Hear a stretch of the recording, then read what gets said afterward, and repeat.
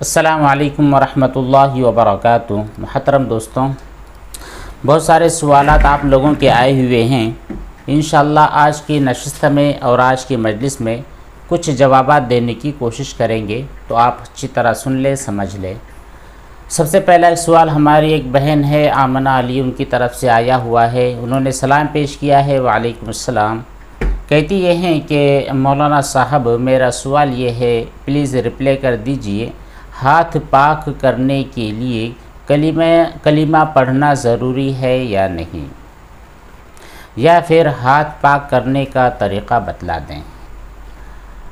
آپ کے یہ جو ہاتھ ہے ان پر نجاست لگی ہے، گندگی لگی ہے، یا پھر کچھ بھی نہیں لگی ہے اور آپ کھانا کھانے کے لیے بیٹھ رہے ہیں، تو جنرلی جیسے آپ تمام چیزوں کو دھوتے ہیں بس ویسے ہی اپنے ہاتھوں کو دھو لیں۔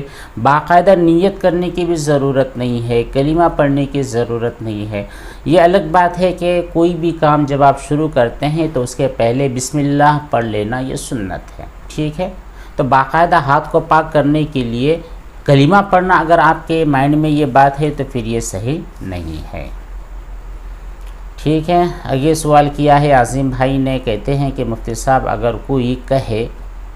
کوئی آدمی یہ کہے کہ فلاں نے خودکشی کی کیونکہ انسان مایوس ہو جاتا ہے، تو پھر کوئی یہ کہے کہ اللہ، دیکھیے آپ نے کچھ ورڈز لکھے ہیں جو شاید پنجابی کے ہیں یا پھر سندھی زبان کے ہیں، تو دیکھیے ہم جس زبان میں سوالات کر رہے ہیں، جس زبان میں ہم جوابات چاہتے ہیں، اگر وہی الفاظ آپ لکھ دیتے تو مسئلہ حل ہو جاتا۔ تو یہ آپ کے جو ورڈز ہے یہ الگ زبان کے ہونے کی وجہ سے سمجھ میں نہیں آ رہے ہیں، لیکن جتنا بھی ہم نے سمجھا ہے تو یہ آپ نے یہ سوال کیا ہے کفر کے تعلق سے، ٹھیک ہے۔ کوئی آدمی خودکشی کرتا ہے، آپ نے اس کی برائی کی ہے، یا پھر کوئی آدمی کہتا ہے کہ ٹھیک ہے کوئی آدمی خودکشی کر رہا ہے کیونکہ اپنی زندگی سے مایوس ہو چکا ہے، تو یہ آپ کے یہ جو الفاظ ہے، ان الفاظ کے کہنے اور ان کے رپلائی دینے کی وجہ سے کفر کے اندر یہ بات شامل نہیں ہوتی ہے۔ اس طرح کے خیالات آپ کو نہیں آنے چاہیے۔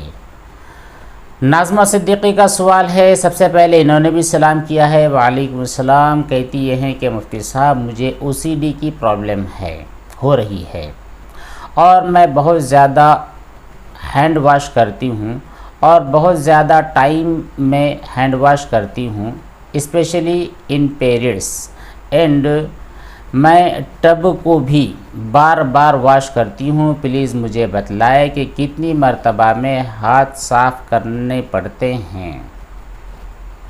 مان لیجئے کہ ہمارے پاس صابن ہے یا بغیر صابن کے ہم اپنے ہاتھوں کو صاف کر رہے ہیں، تو کتنا پانی ڈالنا چاہیے، کتنی مرتبہ دھونا چاہیے؟ دیکھیے ناظمہ، سب سے پہلے تو یہ آپ جس بیماری اور جس پرابلم سے جھونج رہی ہے، جس سے آپ OCD کا نام دیتے ہیں، اس کو دور کرنے کی کوشش کرنی چاہیے۔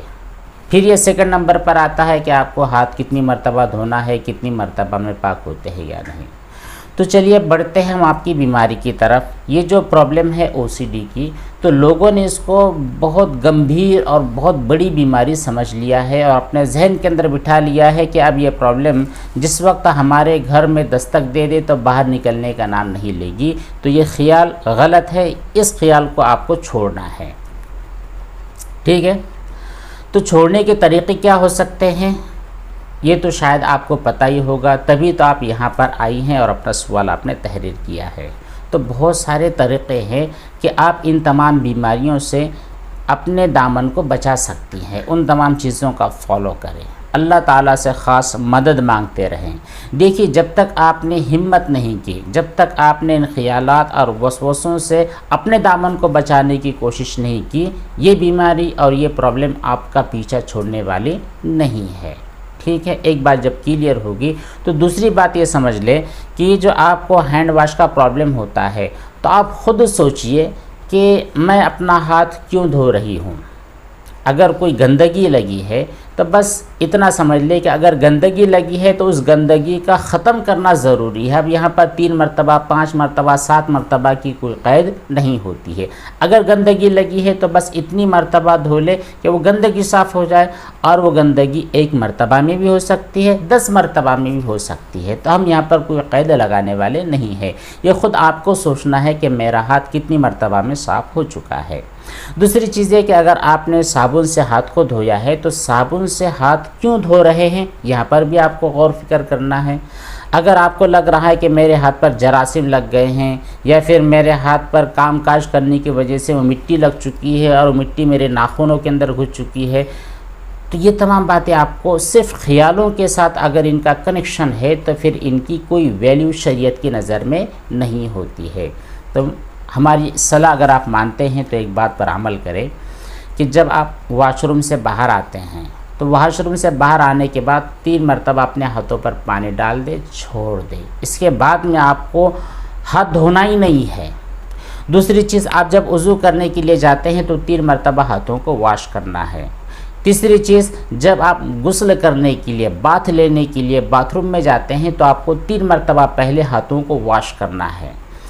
اس کے بعد جب آپ کھانا کھانے کے لیے بیٹھتے ہیں تو اس وقت آپ اپنے ہاتھوں کو واش کر لیں۔ یہ جو 3-4 اسپیسیفک ٹائم ہوتے ہیں آپ کے پورے دن کے، ان 3-4 اوقات کو آپ نوٹ کر لیں اور انہی اوقات کے اندر آپ کو ہاتھ دھونا ہے۔ اس کے علاوہ چاہے جتنے آپ کو پرابلمس ہوتے ہیں، چاہے جتنے خیالات آتے ہیں، ان تمام خیالوں کو اٹھا کر کے ڈسٹ بن میں ڈال دینا ہے اور ہاتھوں کو دھونا ہی نہیں ہے، کیونکہ آپ کے دل کے اندر یقین پیدا ہو جائے گا کہ جب میرے ہاتھ پر کوئی چیز ہے ہی نہیں، کوئی نجاست اور کوئی گندگی ہے ہی نہیں، تو پھر دھونے کا سوال ہی پیدا نہیں ہوتا ہے۔ تو ان تمام چیزوں پر آپ ٹھنڈے دل سے، ٹھنڈے دماغ سے غور کریں اور اپنی زندگی کو آگے بڑھاتے رہیں، اور یہ جو وسوسے اور وہم ہوتے ہیں ان کو آپ بالکل ویلیو نہ کریں، ٹھیک ہے؟ اللہ تعالیٰ آپ کو ہمت دے، توفیق دے۔ فوڈی آفیشل کہتے ہیں کہ مفتی صاحب میں 18 سال کا ہو گیا ہوں، میری ہائٹ نہیں بڑھ رہی ہے، کوئی دعا بتلا دیجئے۔ دیکھیے، ہائٹ بڑھانے کے لیے اور قد بڑھانے کے لیے آپ کسی اچھے معالج سے، اچھا جو ڈاکٹر اور حکیم ہو سکتا ہے اس سے رابطہ کرے، ان سے مشورہ کرے، اور وہ جو سجیشن کرے، وہ جو آپ کو ایکسرسائز بتلائے، وہ جو آپ کو دوائیں بتلائے، ان کو باقاعدہ استعمال کریں، انشاءاللہ آپ کی ہائٹ بڑھ جائے گی۔ دوسری چیز یہ کہ یہ جو ہماری ہائٹ ہے، بہت سارے لوگ پریشان ہوتے ہیں کہ ہماری ہائٹ نہیں بڑھ گئی ہے۔ کوئی لمبا ہے تو وہ سوچتا ہے کہ میری ہائٹ بہت لمبی ہو چکی ہے، میں بہت زیادہ ٹال نظر آتا ہوں، یا پھر کوئی آدمی سوچتا ہے کہ میں بہت زیادہ دبلا پتلا ہوں، کوئی سمجھتا ہے کہ میں بہت زیادہ موٹا ہو چکا ہوں۔ تو یہاں پر لوگوں کو احساس کمتری میں مبتلا نہیں ہونا چاہیے، کیونکہ ہم دیکھتے ہیں کہ بہت سارے لوگ ان تمام چیزوں کا جو علاج کرواتے ہیں تو احساس کمتری کی وجہ سے کرواتے ہیں۔ بس آپ دیکھ لیے کہ اللہ تعالیٰ نے ہر انسان کو کچھ نہ کچھ مخصوص نعمت دی ہے، کسی کو اچھی صحت دی ہے، کسی کو اچھی باڈی دی ہے، کسی کو بہت زیادہ خوبصورت بنایا ہے، اور یہ الگ الگ نعمتیں اللہ تعالیٰ نے لوگوں کو دے رکھی ہے۔ تو اگر ہمارے پاس کوئی نعمت نہیں ہے تو وہاں پر ہمیں احساس کمتری کا شکار نہیں ہونا چاہیے، بس اللہ تبارک و تعالیٰ کی طرف لو لگانی چاہیے۔ بہت زیادہ کم ہے تو پھر دوائی وغیرہ آپ استعمال کر سکتے ہیں، اللہ تعالیٰ سے دعائیں بھی کر سکتے ہیں، ٹھیک ہے؟ دعائیں کرنے میں کوئی حرج نہیں ہے۔ جب بھی آپ نماز سے فارغ ہو جاتے ہیں اللہ تعالیٰ سے دعا کر دیجئے، اے اللہ مجھے خوبصورت بنا دیجئے، میری سیرت کو بھی اچھا بنا دیجئے۔ اصل جو جو انسان کی قدر و قیمت ہوتی ہے، اس کا جو کمال ہوتا ہے، اس کی سیرت کی قدر ہوتی ہے۔ اگر ہمارا اندر والا انسان اچھا ہے تو باہر والا انسان چاہے کیسا بھی ہو، ہماری شکل کیسی ہو، ہمارا چہرہ اور ہماری ہائٹ اور باڈی کیسی ہو، یہ کوئی میٹر نہیں کرتی ہے۔ تو پھر بھی بہتر ہے کہ آپ کسی اچھے معالج اور حکیم سے رابطہ قائم کریں، کیونکہ یہ جو آپ کا سوال ہے مکمل طور پر میڈیکل اعتبار سے ہے، میڈیکلی آپ کا سوال ہے، تو آپ ڈاکٹر سے رجوع کریں اور اللہ تعالیٰ سے دعائیں بھی کریں۔ شاہد انصاری کولکتہ سے کہتے ہیں السلام علیکم۔ وعلیکم السلام۔ مفتی صاحب میرا سوال یہ ہے، آپ کے 2 سوالات ہیں جی۔ پہلا سوال آپ کا یہ ہے کہ کیا غسل میں چھوٹی نجاست کو اگنور کیا جا سکتا ہے؟ کیا شرمگاہ پر بلیک اسپاٹ یا پھر ناف کے اندر کوئی چیز ہو تو اس کو اگنور کیا جا سکتا ہے یا نہیں؟ اگر ایسی نجاست آپ کے بدن پر ہے جس کی وجہ سے پانی آپ کی جلد تک پہنچتا نہیں ہے۔ اگر کوئی تھوڑا ایسا اسپاٹ ہے، کوئی ایسی نجاست لگی ہے جو ایسی ہارڈ ہے کہ اس ہارڈنیس کی وجہ سے وہ پانی آپ کی باڈی تک پہنچتا نہیں ہے، تو پھر اس کو آپ اگنور نہیں کر سکتے۔ اگر کوئی ایسے اسپاٹس ہے جن کے ہوتے ہوئے پانی آپ کی باڈی تک، آپ کے چمڑے تک آسانی کے ساتھ پہنچ جاتا ہے، تو پھر کوئی ٹینشن کی بات نہیں ہے۔ دوسری چیز کہ آپ کی جو ناف ہے، ناف کے اندر پانی اتنا ڈالنا ہے جو اوپر والا حصہ نظر آتا ہے ناف کے اندر، جس کو الگ الگ زبانوں میں الگ الگ ناموں سے یاد کیا جاتا ہے۔ تو ناف کے اندر اتنا جو اوپر والا حصہ ہوتا ہے جس کو ہم آنکھوں سے دیکھ سکتے ہیں، بس اتنی ہی جگہ پر پانی کا پہنچانا ہے۔ کھول کر اندر ہاتھ ڈال کے، اندر انگلی ڈال کر کے اندر تک کا پانی پہنچانا ضروری نہیں ہوتا ہے۔ دوسرا سوال آپ کا یہ ہے کہ میری انگلیوں پر مزی لگ گئی ہے اینڈ میں نے بھول سے سر بال پر تیل لگا لیا ہے۔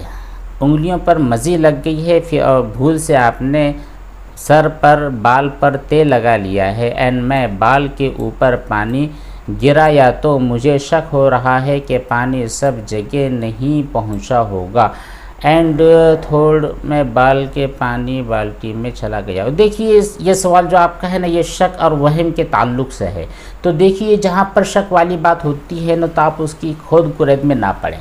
صاف صاف فنڈا ہے شریعت کا کہ جو شکوک و شبہات ہوتے ہیں ان کے بارے میں آپ کو سوچنا ہی نہیں ہے، وہاں تک اس گہرائی تک جانا ہی نہیں ہے۔ جو یقینی بات ہوتی ہے ان تمام یقینی باتوں کو سوچے سمجھے اور ان کے اوپر عمل کرے۔ دوسری چیز یہ کہ اگر آپ کے ہاتھ پر نجاست لگی تھی جس کو آپ نے مزی کا نام دیا ہے، اور وہی ہاتھ اسی جگہ پر آپ نے تیل رکھا اور اسی تیل سے اسی ہاتھ کو آپ نے پورے سر پر پھیر لیا ہے، تو پھر ظاہر سے بات ہے وہ جو نجاست تھوڑی جگہ تھی وہ سب جگہ پر پھیل چکی ہے، تو آپ دھونا ضروری ہے۔ ٹھیک ہے، یہ صاف صاف بات ہے۔ اگر آپ کو لگتا ہے کہ نہیں جی وہ جو نجاست تھی میری انگلی پر تھی، میں نے جو سر پر ہاتھ لگایا ہے اس فنگر کو چھوڑ کر، جہاں پر نجاست تھی اس فنگر کو چھوڑ کر یہ پورے ہاتھ لگے ہیں، تو پھر کوئی ٹینشن کی بات نہیں ہے۔ اگر لگ رہا ہے آپ کو، بلکہ یقینی طور پر سمجھ میں آ رہا ہے کہ نہیں جی نجاست کا ہی اثر میرے بالوں میں پہنچ چکا ہے، تو پھر بالوں کو آپ دھو لیجئے۔ ٹھیک ہے، پھر اس سے اڑنے والے چھینٹے اور یہ چھینٹے اور وہ چھینٹے اتنے باریک تک آپ کو جانے کی ضرورت نہیں ہے، کیونکہ اگر جتنا ہم سوچیں گے، جتنا خود کرید کریں گے، وہ سب ہم کو پرابلم میں ڈالتے رہیں گے۔ اسرار علی نے بھی سوال کیا ہے، کہتے ہیں کہ مفتی صاحب سلام کرتے ہیں۔ وعلیکم السلام مفتی صاحب، میرا دل بہت کمزور ہے، میں 18 سال کا ہوں، اگر میرے سامنے کوئی لڑائی ہو جاتی ہے، کوئی جھگڑا ہو جاتا ہے، تو میری ہارٹ بیٹ بہت زیادہ تیز ہو جاتی ہے، چھوٹی چھوٹی چیزوں سے دل گھبرانے لگتا ہے، اگر آپ کو کوئی اس کا علاج معلوم ہو تو پلیز بتلا دیں۔ دیکھیے کیا نام آپ کا، اسرار بھائی، یہ جو آپ کا سوال ہے یہ مکمل طور پر میڈیکل اعتبار سے تعلق رکھتا ہے۔ آپ کسی اچھے حکیم اور کسی اچھے معالج سے ضرور رابطہ قائم کریں اور اس کا علاج کروائیں، بہت آسانی کے ساتھ انشاءاللہ آپ کا علاج ہو جائے گا۔ اللہ تعالیٰ سے مدد بھی مانگتے رہیں، اور دیکھیے کہ جو دل کی دھڑکن ہوتی ہے، یہ آپ کی جو ہارٹ بیٹ کبھی کبھی بڑھ جاتی ہے، اس کی بہت ساری وجوہات ہوتی ہے۔ کبھی کبھی آپ سخت جذباتی ہو جاتے ہیں، کبھی جذبات کے اندر آپ کچھ کام کر بیٹھتے ہیں، کبھی آپ تناؤ کے شکار ہوتے ہیں، کبھی آپ اضطراب اور گھبراہٹ کے شکار ہو جاتے ہیں، کبھی ذہنی دباؤ کے اعتبار سے بھی یہ ایسا ہو جاتا ہے، کبھی آپ سخت ایکسرسائز کر لیتے ہیں، اس وجہ سے بھی ہارٹ بیٹ کی کمی زیادتی ہوتی ہے، یا پھر بہت ساری دوائیں ایسی ہوتی ہیں، خاص طور پر جو کھانسی اور سردی کی جو دوائیں ہوتی ہے، جس میں وہ ایک جو مادہ ہوتا ہے سیوڈوفیڈریشن جو کہا جاتا ہے، اس طرح کا جو مادہ ہوتا ہے اس کی زیادتی کی وجہ سے بھی ہارٹ بیٹ کے اندر اضافہ ہو جاتا ہے۔ تو تمام وجوہات ہو سکتی ہے، تو ان تمام وجوہات کی وجہ سے آپ اچھے حکیم اور ڈاکٹر سے علاج کروائیں، آسانی کے ساتھ اور بہت کم مدت میں علاج ہو جائے گا۔ آپ کو ایک قرآن عمل بھی بتا دیتے ہیں، قرآن کریم میں ہے الذین آمنوا وتطمئن قلوبهم بذکر اللہ الا بذکر اللہ تطمئن القلوب۔ قرآن کریم کی ایک چھوٹی سی آیت ہے، اس کو آپ نوٹ کر لیں، اور نوٹ کرنے کے بعد یہ پڑھ کر جب بھی آپ کو لگے کہ میرا گھبراہٹ ہو رہی ہے، تو پھر 3 مرتبہ پڑھ کر سینے پر دم کر لیں، انشاءاللہ آپ کو آرام مل جائے گا۔ اس سورہ رعد، قرآن کریم میں ایک سورت ہے سورہ رعد، سورہ رعد اس کی آیت نمبر 28 یہ آیت ہے، اس کو نوٹ ڈاؤن کر لے اور اس کے بعد میں اس کا ورد کرتے رہیں۔ محمد یوسف کہتے ہیں کہ پیشاب کے جو قطرے ہوتے ہیں استنجا کے بعد نکلتے ہیں، پھر اور 1 درہم سے کم ہوتے ہیں، لیکن جب ہم دوبارہ استنجا کرتے ہیں پانی ڈالتے ہیں تو پھیل جاتے ہیں۔ جی اگر پھیل جاتے ہیں تو پھر جہاں جہاں پر پھیلے ہیں آپ کو ان تمام جگہوں کو دھونا ضروری ہوتا ہے۔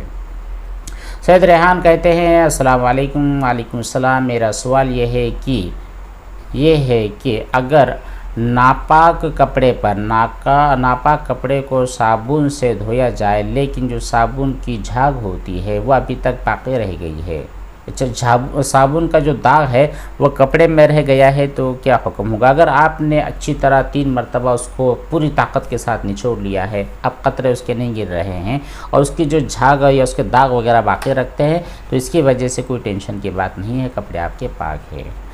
ہمارے پرانے ایک دوست ہے پٹھان الیاس قلم نوری صاحب، انہوں نے سلام کیا ہے۔ وعلیکم السلام الیاس بھائی۔ کہتے ہیں کہ مفتی صاحب بہت دنوں کے بعد لائیو میں ملاقات ہوئی ہے، ماشاءاللہ بہت اچھی بات ہے۔ الیاس بھائی آپ کے لگتا ہے کہ اللہ تبارک تعالیٰ نے آپ سے مطلب یہ ہے کہ آپ کو زیادہ وقت نہیں مل پا رہا ہے، بہت اچھی بات ہے۔ آپ عبادتوں میں مشغول رہیے، اپنے کاروبار میں وغیرہ تمام چیزوں میں مشغول رہیں، آپ خوش رہیں، اس طرح ہماری دعائیں ہیں اور آپ بھی ہمیں اپنی دعاؤں کے اندر یاد رکھیں۔ محمد یوسف کہتے ہیں کہ غسل کے وقت بار بار قطرے آتے ہیں، کیسے غسل کریں؟ دیکھیے اگر بار بار قطرے آتے ہیں تو اس کے بارے میں بھی کئی مرتبہ ہم نے بتلا دیا ہے کہ کچھ کام آپ کو کرنا ہوگا، ٹھیک ہے؟ جو بیماری ہمیں ہوتی ہے نا تو یکایک ختم نہیں ہوتی، اسٹیپ بائی اسٹیپ ختم ہوتی ہے، اس کے لیے طریقے بھی اپنانا پڑتے ہیں۔ غسل کے پہلے آپ واش روم چلے جائیں، وہاں سے پیشاب سے فارغ ہو جائے، اچھی طرح فارغ ہو جائے تو یہ جو 10 منٹ کے اندر آپ غسل کرو گے تو انشاءاللہ ان 10 منٹوں میں آپ کا پیشاب کا قطرہ نہیں نکلے گا، آپ کو کر دیکھنا پڑے گا۔ اگر پھر بھی نکل جاتے ہیں تو پھر دھونے کا اہتمام کریں۔ عمار قریشی کا سوال ہے، وعلیکم السلام۔ سب سے پہلے سلام کہتے ہیں، وعلیکم السلام عمار بھائی۔ آگے کہتے یہ ہیں کہ جب ہم گھر میں پوچھا لگاتے ہیں تو اس کی جو چیٹیں ہوتی ہیں وہ کپڑے پر گر جاتی ہیں تو کیا وہ پاک ہیں ناپاک؟ دیکھیے آپ گھر میں جو پوچھا وغیرہ لگاتے ہیں، آپ کے ڈیسک آپ کی الماری وغیرہ صاف کرتے ہیں تو اس کا جو پانی ہوتا ہے وہ ناپاک نہیں ہوتا، پہلی چیز وہ ناپاک نہیں ہوتا، گندا ضرور ہوتا ہے۔ تو ناپاکی اور گندگی دونوں چیزوں میں بہت بڑا فرق ہوتا ہے، تو ان چیٹوں سے آپ کو بہت زیادہ ڈسٹرب نہیں ہونا چاہیے، ٹھیک ہے؟ لیکن اگر آپ کو یقینی طور پر پتہ ہے کہ نہیں میں نے ایسی جگہ پر پوچھا لگایا ہے جو کہ ناپاک تھا، ایسی جگہ پر پوچھا لگا جو کہ ناپاک جگہ تھی، اب اس ناپاکی کی چھینٹیں میری بالٹی میں یا پھر کپڑے میں آ گئے ہیں، پھر وہ چھینٹا میرے اوپر آیا تو آپ اس کو دھونے کا اہتمام کریں۔ ٹھیک ہے، بس اتنے سوالات، ان کے علاوہ اور بھی جو باتیں ہیں انشاءاللہ ان کے جوابات نیکسٹ مجلس میں دینے کی کوشش کریں گے۔ اللہ تبارک تعالی ہم تمام کو عمل کی توفیق بخشے۔ والسلام علیکم ورحمۃ اللہ وبرکاتہ۔